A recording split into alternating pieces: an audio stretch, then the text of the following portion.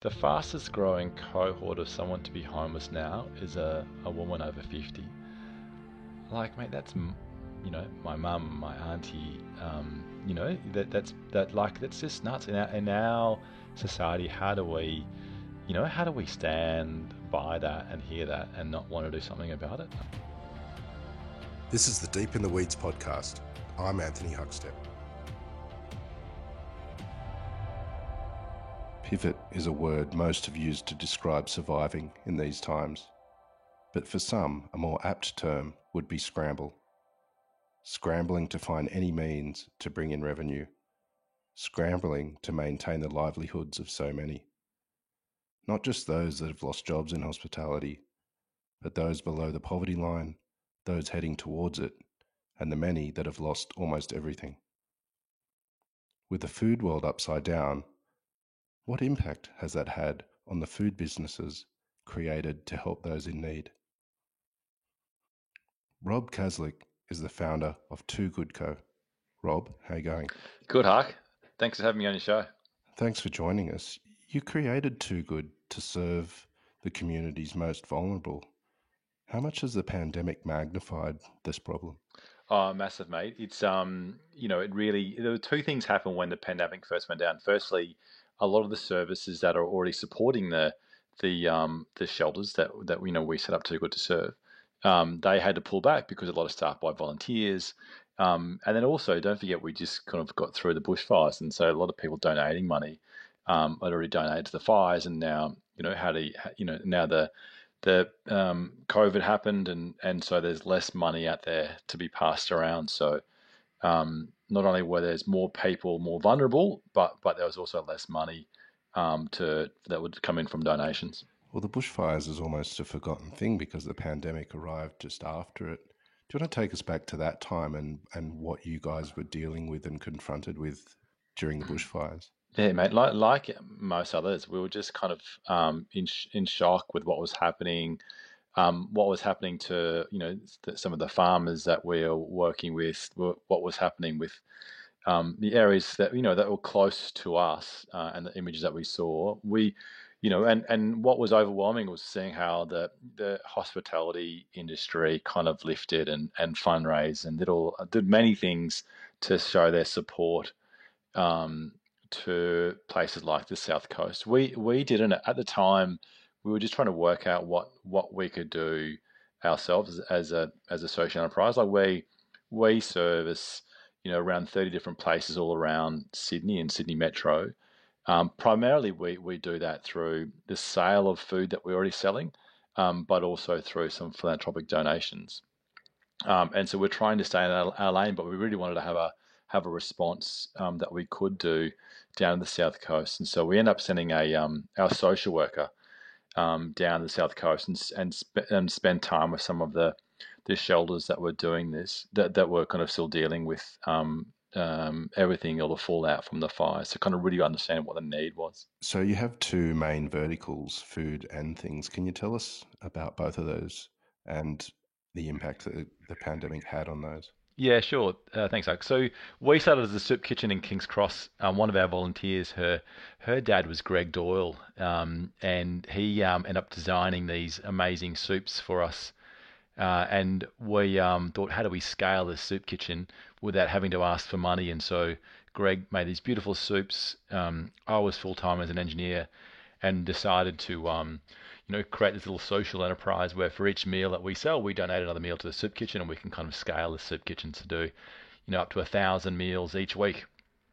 Um, Wow.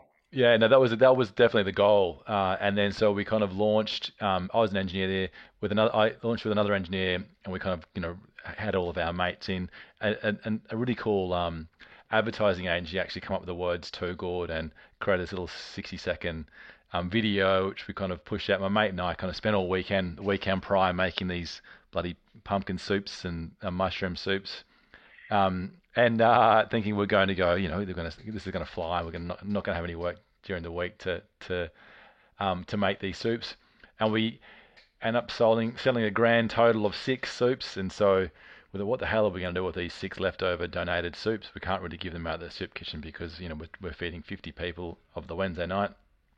Uh, and so I went up to a women's shelter called Wayjet Women's and Girls Emergency Centre and knocked on the door and said, "Hi, my name's Rob. These amazing soups. We were using glass jars at the time, mainly because of sustainability and not having to recycle, not having to kind of any waste in the packaging. So these soups in these jars, and I said, "Are they designed by Greg Doyle?" And then the lady, the general manager, said, "Who's Greg Doyle?" And I said, "Well, actually, he's Pier Restaurant, the famous chef." And they go, "Okay, we'll take them." But then another women's shelter started to say, "We want some of those soups," and another women's shelter wanted more of these soups a couple of weeks later. And I thought, what's going on here? We kind of set up Too Good as a way to scale a soup kitchen, but all these women's shelters are asking for these soups. And so I went onto LinkedIn and found this lady called Lisa McAdams, because while domestic violence impacts 1 in 4, there was, to my knowledge, no one in my family had gone through it, and I didn't have any kind of experience. And Lisa kind of gave me some really good tips around what was happening and what we're doing. Oh, that's really cool. And the next day, she actually wrote me a letter, and she wrote this letter, and I didn't know at the time, but she'd gone through 6 or 7 years of physical and emotional abuse herself, and ended up in a women's shelter in North Sydney. And she said when people think about domestic violence, they rarely think about what was missing in that relationship, the love and the affection and the care. And she talked about this when she was arrived in a women's shelter herself. She was given a toiletry set, and for her, it wasn't the fact that someone had given her toiletries. She had no toiletries, so it was great. But it was more the fact that someone had gone to the effort of wrapping up this toiletry set in this beautiful cellophane and a neatened bow, and that someone had gone to the effort of neatening that bow demonstrated that she was of worth, and she was of value. And so don't ever underestimate the fact that you're working with these top chefs, means that, and packaging is kind of beautiful. It means that that person's actually worth something. And when you've been told you're worthless for such a long period of time, you start to believe it, and you have very little self-worth. And what we're actually creating was not really food, but it's all these kind of moments of worth. And so on kind of reading that letter, we decided to kind of move more into working with women's shelters and donating food to women's shelters, where that's where our impact was. And being an engineer, I thought, how hard could it be to create our own toiletry set where we can try to recreate these pivotal moments in people's healing journey. And so we decided to create our own shampoo and conditioner and body wash and body lotion. And the first thing that nearly killed me, I still get like the goosebumps when I smell that scent, because we ended up selling lots, and we had to pour them all ourselves and wrap them all ourselves. And it was kind of, I think, what the hell am I doing with my life? I was still trying to be an engineer in the daytime and doing this in the part time. But then that's when we started off the two verticals, like the toiletries and the food. But both really are about showing to the person that they're worthy of more than a sandwich, or more than kind of a general product. This is something that's kind of created for them, because we think they're absolutely worthy of it. So specifically, people buy something knowing that we're also doing something similar to a woman in a shelter, and that kind of that person they feel heard, and they feel kind of loved. And I think that's kind of the origin of what we do and why we do it. And as we started to grow a little bit, I ended up getting the Food for Good award in its first year. And what happened was, how we ended up getting all the chefs on board, is got given the Food for Good award, and when Fairfax gives out all its hats. And that was great to get an award. But what ended up happening was Miffy emailed all the chefs the next day and said, "Congratulations for advancing the culinary landscape of Sydney." But she CC'd everyone and didn't BC. So all of a sudden I had Peter Gilmore's email and Neil Perry's email, and I was like, "Oh, Neil, congratulations on your 27 hats last night. We're doing this small thing for women's shelters. Would you give us a recipe?" And they said, "Yeah, no worries, Rob." And then Peter Gilmore said, "No problem." And so once you've got those kind of people on board, everyone else, well, who are these guys? Well, we'll give them a recipe too. And so it's just sort of taken off since then. Your model is based on selling food, enabling you to then donate food. So what sort of impact did that have at the beginning of the pandemic when restaurants were closed? Crazy. So we were going really well. We were doing most of our food is mainly catering. We do lunches, individual lunches, but we do lots of catering gigs. And yeah, we saw a mass. It went to zero within within 2 weeks. Our revenue for the food kind of went just nosedive, really. We were fortunate enough, so we were doing with the soaps, we ended up getting some really good contracts with the corporates, and so that got us through for another month or so. And fortunately, we had some hand sanitizer that we were also selling to corporates, and so that kind of also got us through for about the first 1 month, maybe a little bit over 1 month of the pandemic. But then when everyone left to work from home, no one was in their offices washing their hands, and so all of our sales also went to zero. So it was a big impact on us as far as revenue goes, and we set up Too Good to serve the communities most vulnerable, and what kept me awake was like, now is when our community needs us the most, right? So now is when the services like ours are actually really needed, because not only people in shelters are dealing with the general anxieties and leaving an abusive relationship, or now they're kind of dealing with this pandemic, and like a much more anxiety on top of everything. And as I said earlier, a lot of the food services also had to stop delivering food, because either they were staffed by volunteers, or they also had to work from home, and so it was just really difficult. So yeah, it really kept me awake on what can we do now in order for us to generate some revenue, and to start to continue serving the community. How bad is the problem in Australia? What are you seeing as a result of the pandemic in regards to the poverty line and people that are most vulnerable? Mate, so we're kind of not frontline, so we just speak to the shelters who are dealing with it, and they have all noticed a huge uptick in people trying to access homeless services. So that it's absolutely gone, increased, significantly. I don't really know the stats, but it certainly has. The need for services has increased incredibly.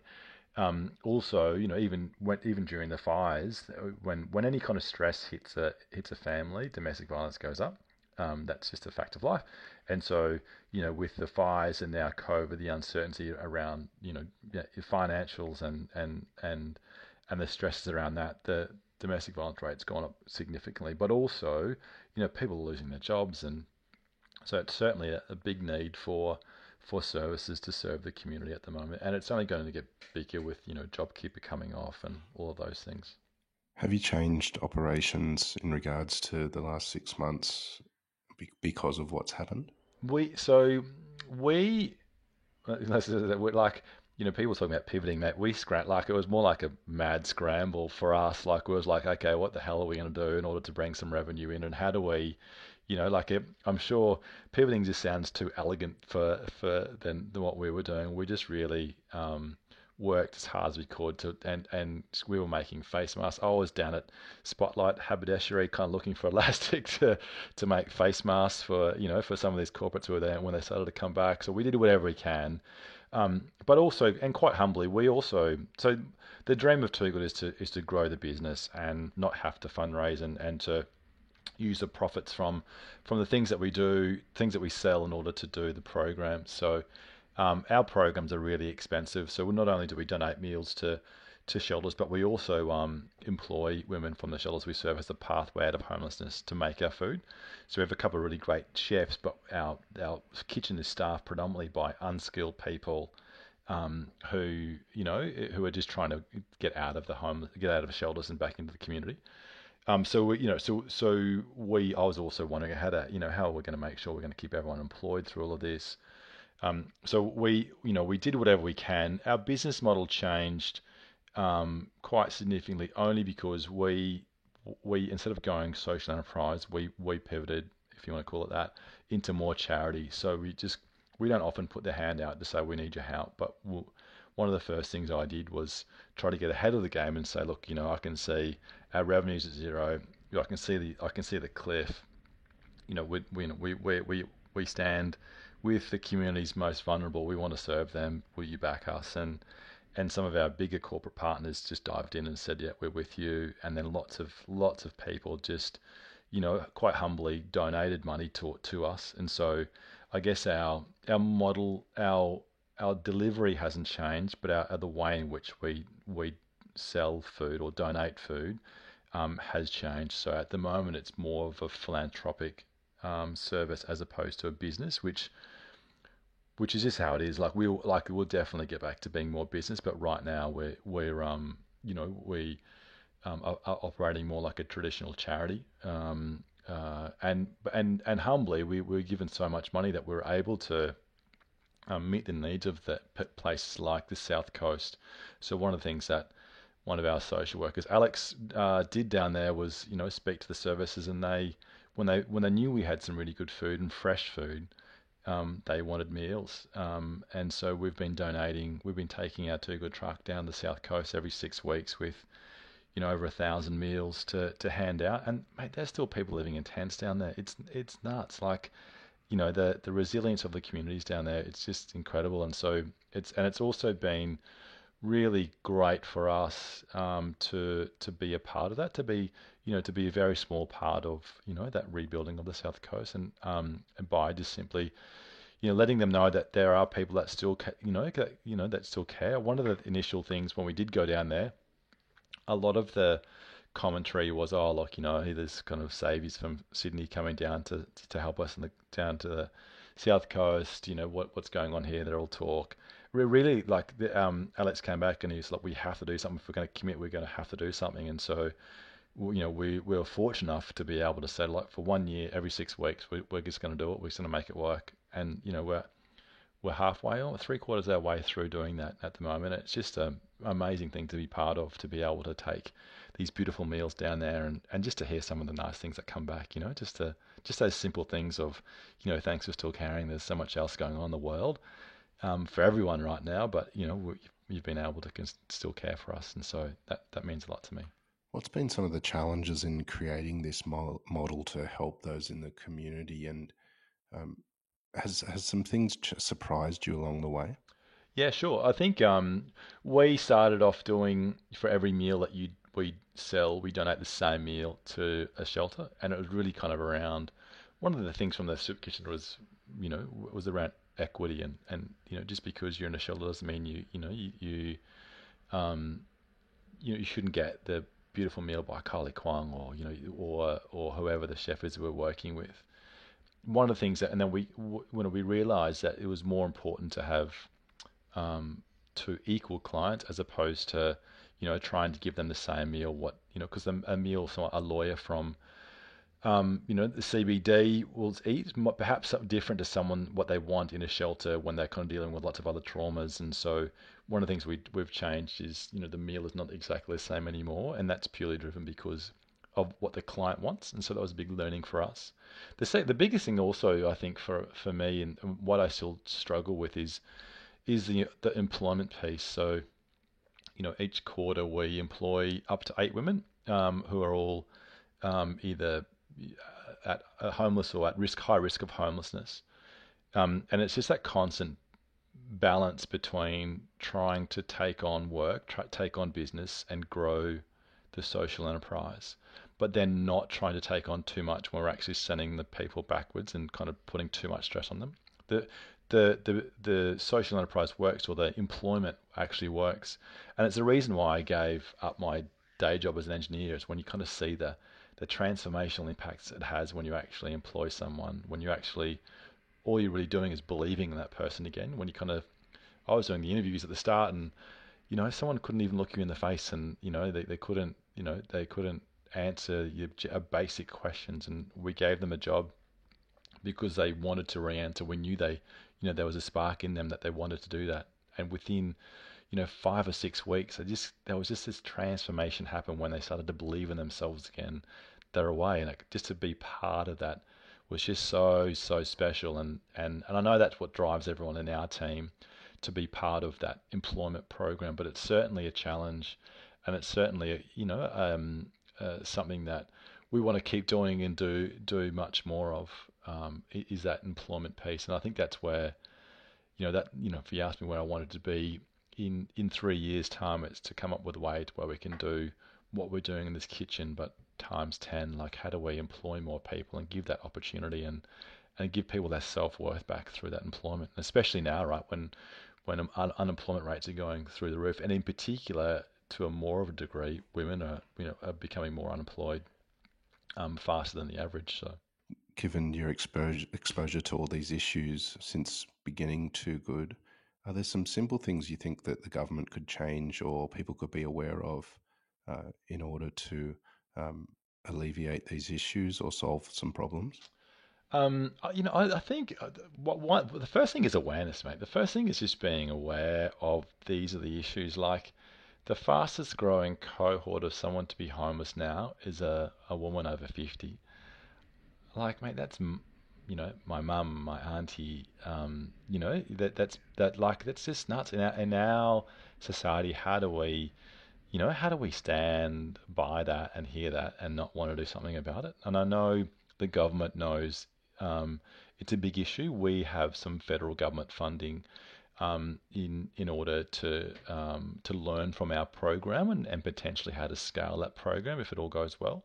So they know that that right now the numbers are only going to continue a lot, and the government's trying to coming up with ways on how to stem that, how to stop that kind of explosion of number of people. When we first started employing women over 50, um, we heard about their stack. So I said, like, let's just employ only women over 50. Let's see what we can do as a small business to make a dent in this. Of course, it's only going to be a small dent, but I thought it was well worth a crack. And we couldn't find anyone in shelters. It was mainly that they hadn't got there yet. So what we ended up doing was, I think I put in the Australia's most discriminated ad in Seek. I said, look, we're looking for kitchen staff to be part of our program. You must be a woman and you must be over 50. Fortunately, Seek didn't pull it down. We ended up kind of getting oversubscribed with people. But now there's, women in shelters, a lot more women over 50 in shelters at the moment. So, yeah, I think that the big thing is just to be aware that it's happening and also to, and I say this humbly, is to check, your biases. Like I still let know I need, I have biases around age and when we first started, we were really worried about how we're going to have to change things. Now we're applying women over 50 and almost myself putting a bit of a stereotype on what's going on here, but it's just learning more about and being more open to employing people over 50. I think it's if our small business can employ 8 every quarter, surely more businesses can look at least opening up some positions or being open to more, employing more people over 50, in particular women. I know that the people that we employ, that some of the stories around them, applying for hundreds of jobs and not even hearing back once they kind of knew that the age of the person applying. So just trying to be more open with employing people over 50, I think that will go a long way. You mentioned earlier about uh, some of the collaborations you've done with influential chefs, but you've got a pretty amazing chef on board recently, Jane Strode. Can you tell us a bit about that? Yeah, mate. So our head chef left, and before end of last year, we didn't have we were like, I was wondering, like, we put an ad out. We weren't really getting anyone that we thought could really help move the dial for us. And so, I went to meet a friend for a drink, and I was there a little bit early. So I was like, like surely there's an amazing female chef out there that would love the job. That working for us, it's a 9 to 5 job, Monday to Friday. While we do pump out a lot of food, it is a pretty good role for a chef, I think. Um, and so I think I went on to one of the women in hospitality sites actually, and then saw Jane was a mentor, and so I kind of stalked her, and then sort of sent her a message to say, "Hey Jane, we're looking for a head chef. Would you be interested?" And she responded via Instagram, said, "Yeah, actually, Rob, I would love. Why don't I come in for an interview?" And I said, "Well, fair enough." And I kind of got a bit nervous and, all right, it means business now. Let's do this. And so, yeah, Jane came in and yeah, and she's been great. She's been really great. Amazing, amazing chef and great person too. What sort of role and influence has she had on the business since joining? Yeah, yeah, she's had a great role. So she's had well, I guess with her experience. So one of the things I often talk about is going from we were working in a soup kitchen basically. When the soup kitchen closed, we had the afternoon of the soup kitchen, and then we moved into a nightclub when the lockout laws happened. So we were kind of very grassroots, I guess. We certainly always had a really good product, but we were kind of still fairly grassroots or corner store. And I think with Jane's expertise, she really helped build some really good structure into us. And with her experience, obviously with Maryvale and all of her, you know, restaurant experience, she really helped to, you know, allow us to grow up really and be more professional in the way we do things, not just in the kitchen, but all throughout the business. So yeah, she's been a great influence on that, and also a great mentor to the women on the program.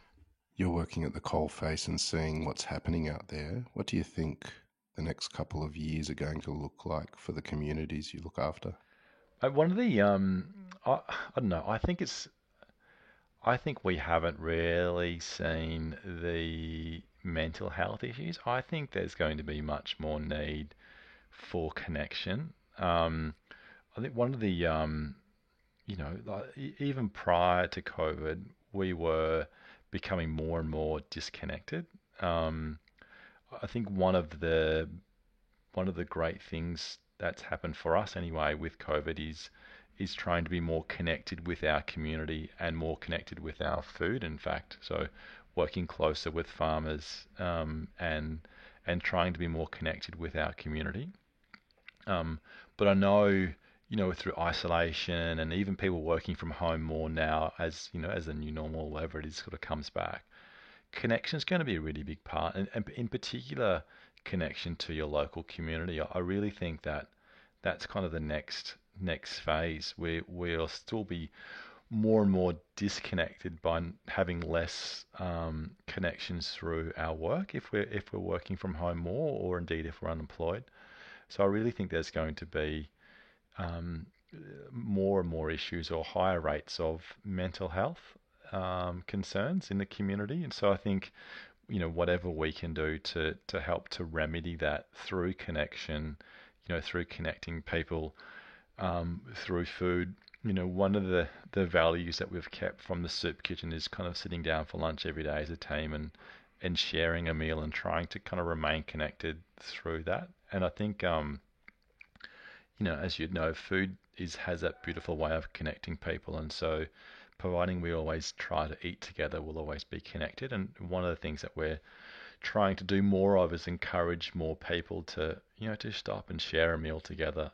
And so I think if food will always be a big part of that connection, as long as we can continue to be closely connected with our food and food systems.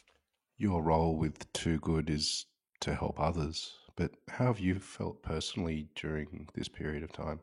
Mate, it's been tough, mate. To be honest, you put on the game face when you're in the office, and you're trying to like always be optimistic, and this is how we're going to do things, and communicate this is where we're at, and make sure everyone feels comfortable in their roles.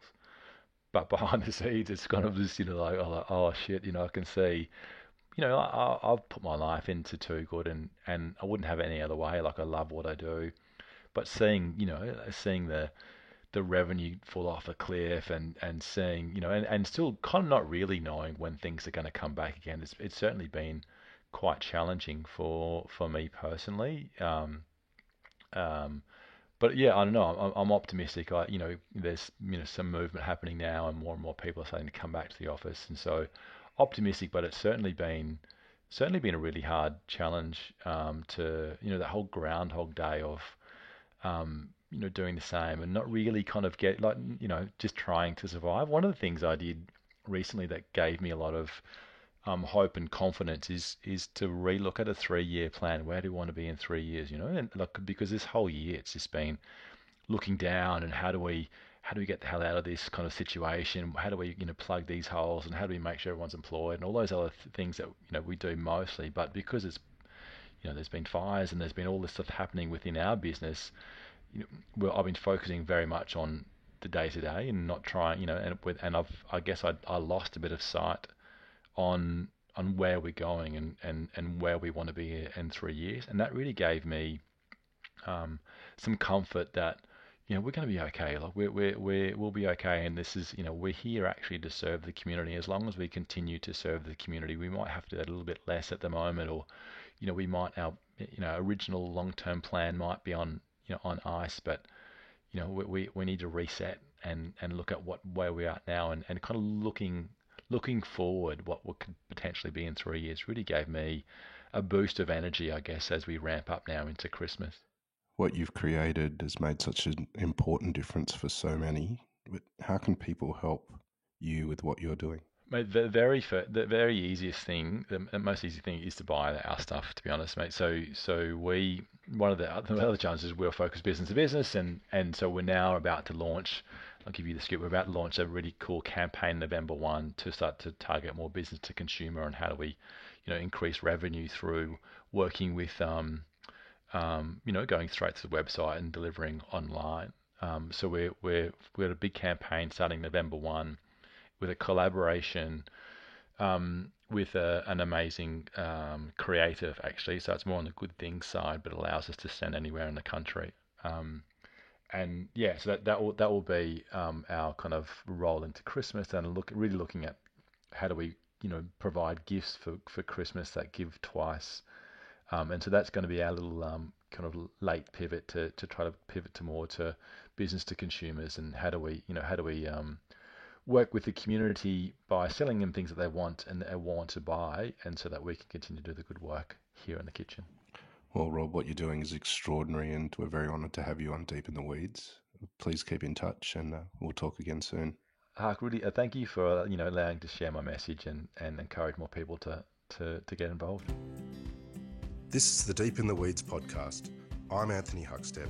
Stay tuned as we share the stories of Australia's hospo community, suppliers and producers in search of hope during this pandemic. Special thanks to executive producer Rob Locke for making this all happen. Follow us on Instagram at Deep in the Weeds Podcast, or email us at podcast@deepintheweeds.com.au. Stay safe and be well.